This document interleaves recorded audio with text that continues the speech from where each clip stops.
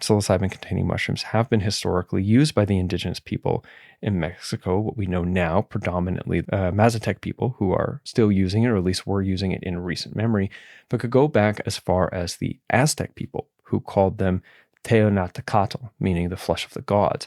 The indigenous use of this mushroom was basically pushed underground due to suppression by way of the Spanish colonizers, which obviously is not good in a lot of ways, but is complex because, it wasn't necessarily without cause. Like the Aztec people were using these mushrooms in ceremonies that included basically human sacrifice while under the influence. And I'm sure there was a lot of use that was not so awful or not so involved with such awful stuff.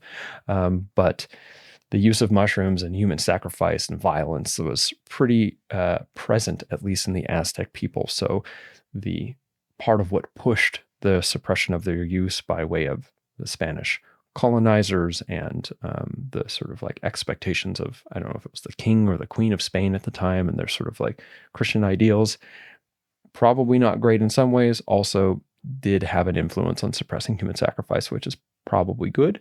But don't cancel me. I don't know, right? I'm open to different perspectives on that.